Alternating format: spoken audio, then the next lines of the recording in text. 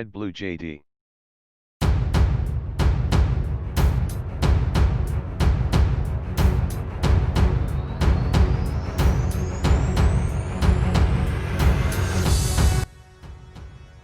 Ndagusuhuje kandi ngwaye ikaze muri kino kiganiro cyacu aho tugiye kurebera hamwe uko urubanza rwa Paul Rusesabagina rwagenze none. Ni urubanza rero rwaranzwe n'impaka zikomeye cyane aho ubwenegihugu bwa Paul Rusesabagina ndetse ngo n'iminota 7 yarenze ari ibintu byateje impaka zikomeye. Urukiko rw'ibanze rwa Kicukiro rwatangiye kuburanisha ubusabe bw'ubushinjacyaha bwo kongera igihe cy'iminsi 30 y'ifungwa ndetse n'ifungurwa ry'agateganyo rya Paul Rusesabagina. Uyu rero akaba akurikiranyweho ibyaha 13 birimo n'iby'iterabwoba. Niburanisha rero ryaranzwe n'impaka zikomeye cyane zishingiye ku bwenegihugu ndetse no kuvuga yuko uyu mugabo afunzwe binyuranyije n'amategeko kubera ko ngo igihe giteganywa cyarenzeho iminota 7. Ku itariki 2 z'ukwezi kwa 10 uno mwaka wa 2020 nibwo urukiko rwisumbuye rwa Nyarugenge rwashimangiye umwanzuro wari wafashwe n'urw'ibanze rwa Kicukiro aho rwemeje yuko Paul Rusesabagina ukurikiranyweho ibyaha by'iterabwoba akomeza gufungwa by'agateganyo. Rwavugaga yuko yaramutse arekuwe ashobora gutoroka yarangiza akajya aho yita iwabo ari wo mu gihugu cy'Ububirigi, dore nk'uko n'ubusanzwe akomeje kwemeza yuko atari umunyarwanda. Saa 2:15 Paul Rusesabagina yarageze mu cyumba cy'urukiko rw'ibanze rwa Kicukiro, gusa ariko abunganizi mu mategeko bo bakaba batinze kuhagera.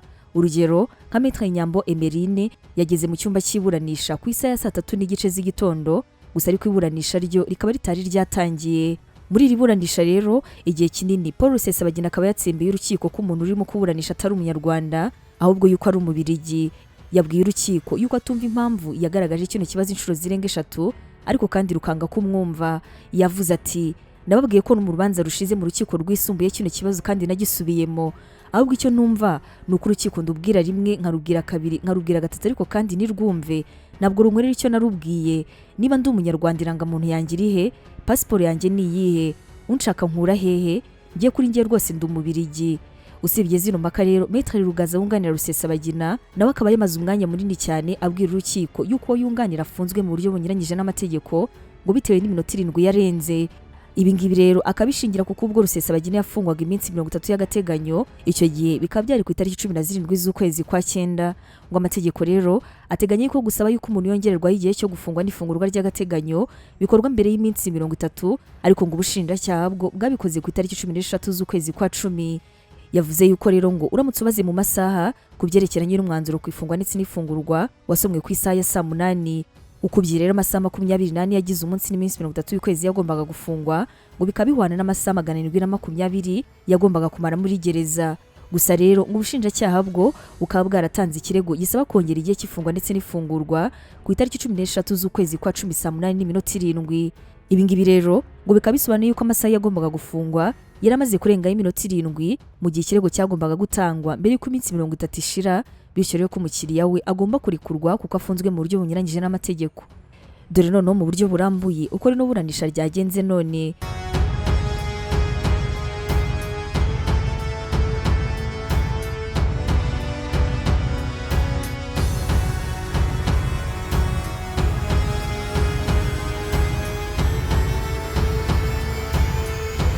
Isaha saa 3:40 inteko iburanisha imaze kwinjira mu cyumba, umucamanza akaba yatangiye asoma imyirondoro y'uregwa aho yavuze yuko ukekwaho icyaha ari Paul Rusesabagina ufite ubwenegihugu bubiri ubw'u Rwanda ndetse n'ubw'igihugu cy'Ububirigi.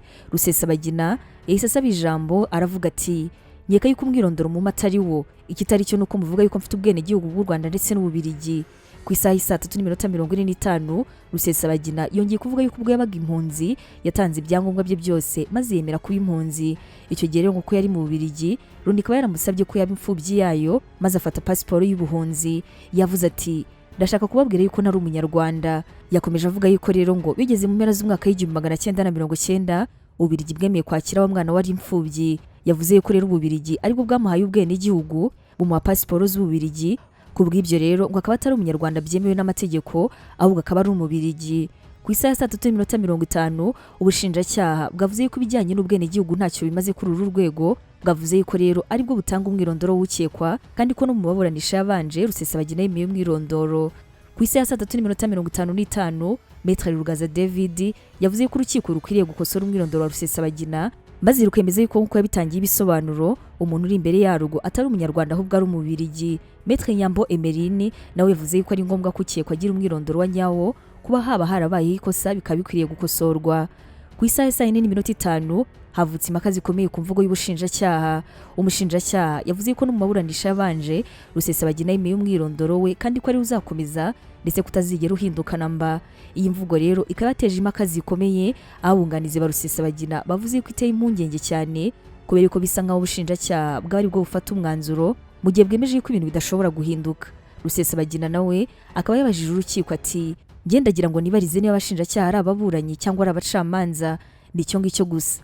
Umucamanza yahise amusubiza yuko ubushinjacyaha ari ababuranyi. Maître Nyambo Emeline yabwiye urukiko yuko imvugo y'ubushinjacyaha iteye impungenge, ko rero binakwiriye ku rukiko rutegeka ubushinjacyaha bukisubiraho kuri iyo mvugo kubera yuko ngo baba batizeye ubutabera mu gihe ubushinjacyaha aribwo bwabufata umwanzuro. Umushinjacyaha nawe yahawe ijambo maze asobanura yuko kuri urwo rwego umwirondoro wa Rusesabagina udashobora guhinduka, ngo dore yuko na Maître Rugaza ubwo yakoraga imyanzuro mu bujurire ku ifungwa n'ifungurwa ry'agateganyo yemeye yuko yunganira ari umunyarwanda ufite ubwenegihugu bw'ububirigi. Rusesabagina hagati aho yahise avuga ati ntabwo numva impamvu urukiko ndubwira ariko nirwumve. Rusesabagina yahise yaka ijambo maze abwira umucamanza ati njyewe ikibazo cyanjye nk'uko nabivuze narakivuze, nongeye ngisubiramo rimwe, gisubiramo kabiri, gatatu. Nabwiye ko no mu rubanza rushize mu rukiko rwisumbuye kino kibazo nagisubiyemo, ahubwo icyo ntumva ni ukubera icyo urukiko ndubwira rimwe nkarubwira kabiri gatatu ariko nirwumve, kubera iki rutankorera icyo narubwiye. Niba ngende umunyarwanda irangamuntu yanjye iri he? Pasiporo yanjye ni iyihe? Ese unshaka nkuraye? Ngiye kuri ngende umubirigi.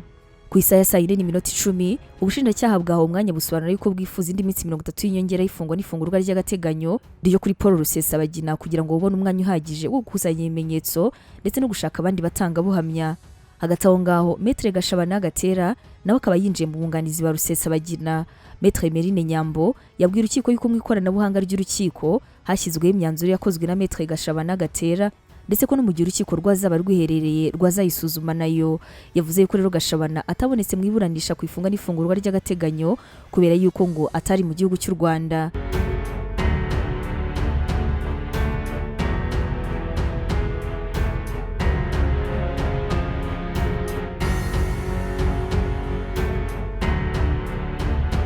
Ku isaha ya 4:20 Maître Rugaza yavuze ko Rusesabagina afunzwe mu buryo bunyuranyije n'amategeko ndetse avuga yuko ngo ufashe igihe Rusesabagina yafungiwe ibyerekeranye n'urubanza ku byerekeranye n'ifungwa ndetse n'ifungurwa ry'agateganyo rwasomwe ku isaha ya 8.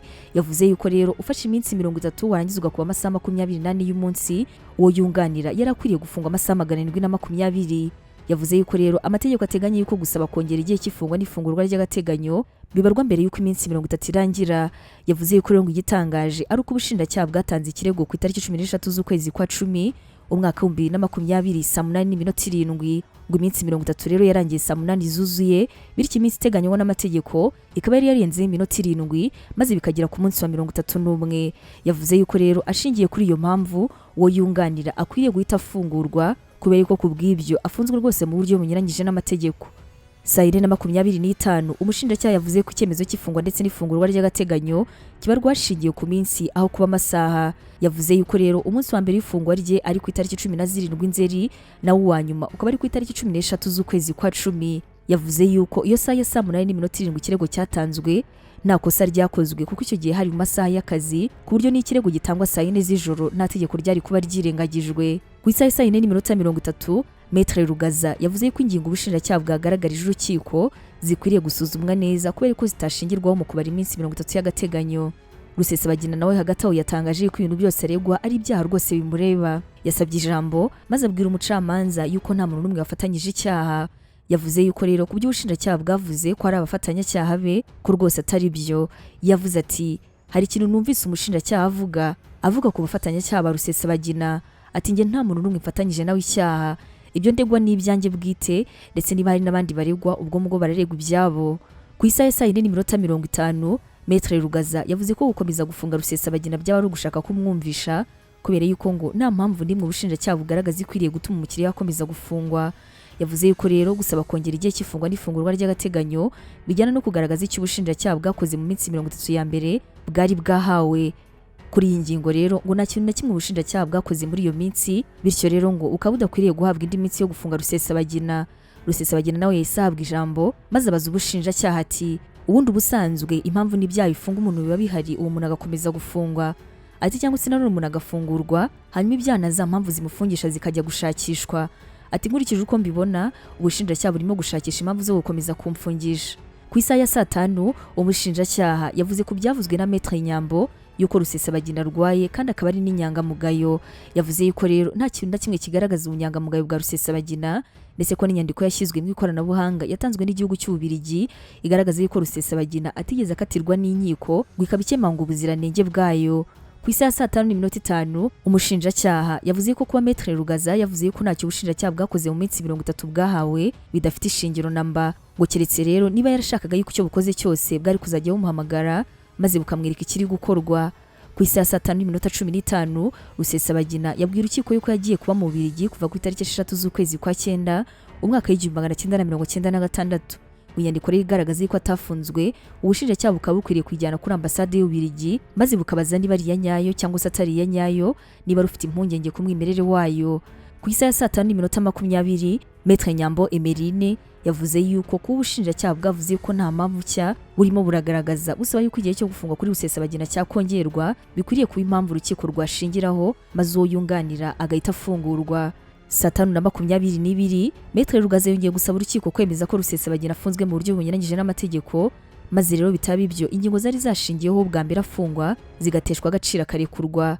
Saa 5:30 nyuma yo kumva impande zose umucamanza yavuze ko umwanzuro w'urukiko uzasomwa kuwa gatanu ku itariki 23 Ukwakira ku isaha ya saa 9. Mbere ko dusoza kino kiganiro reka tubanze tukwibutse ibyaha 13 Rusesabagina akurikiranweho. Icyaha cya mbere ni ukure mu mutwe w'ingabo utemewe cyangwa se kujyamo, gutera inkunga iterabwoba ku nyungu za politike, gukora ndetse no kugira uruhare mu bikorwa by'iterabwoba, gutanga amabwiriza mu gikorwa cy'iterabwoba, kuba mu mutwe w'iterabwoba, kugambana ndetse no gushishikariza abandi gukora iterabwoba, ubufatanyacyaha ku cyaha cy'ubwicanyi buturutse ku bushake, ubufatanyacyaha ku cyaha cyo gufata umuntu w'ingwate, ubufatanyacyaha ku cyaha cyo kwiba hakoreshejwe intwaro, ubufatanyacyaha ku cyaha cyo gutwikira undi ku bushake inyubako, ubufatanyacyaha ku cyaha cyo gukubita cyangwa se gukomeretsa ku bushake, ndetse n'icyaha cy'ubufatanyacyaha ku cyaha cyo gushyira abana mu mirwano cyangwa se ngo bakore indi mirimo ijyanye n'inshingano za gisirikare. Ku byerekeranye n'uru rubanza rwa Paul Rusesabagina tuzasubire tubabwira umwanzuro uzaba wafashwe icyo gihe.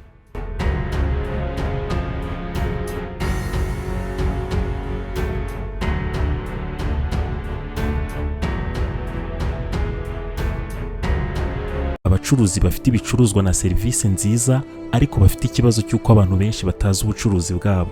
Hari icyo wakora ibihumbi n'ibihumbi by'abanyarwanda bakarara bamenya ibikorwa byawe.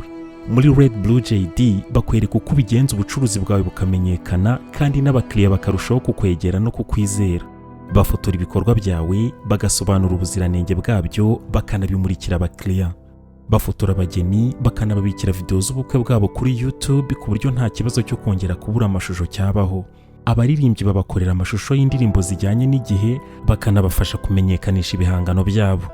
Abantu basobanutse bamaze kumenya ibyiza byo gukorana na Red Blue JD. Abakorera munsi y'isoko rya Kimisagara werekeza Nyabugogo. Wahamagara kuri 0788 36 53 55.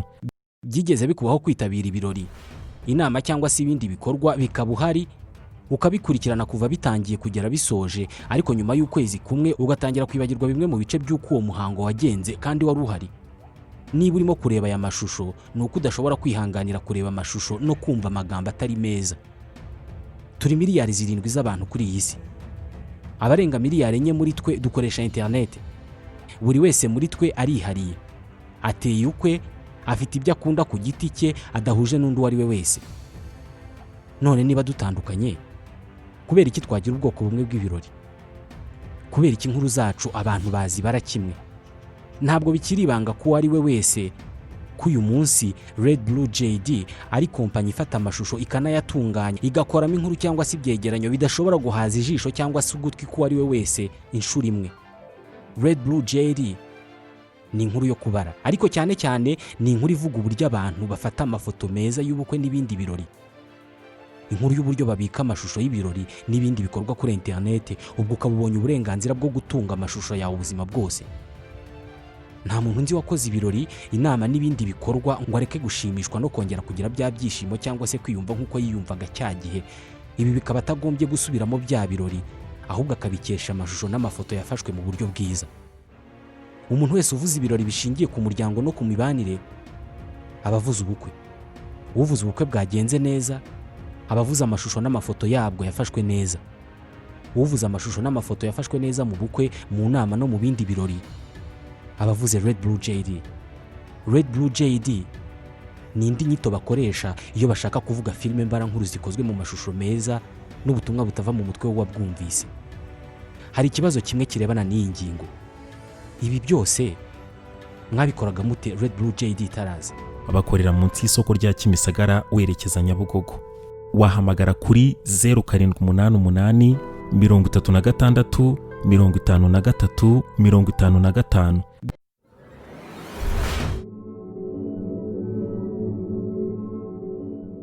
Red Blue JD.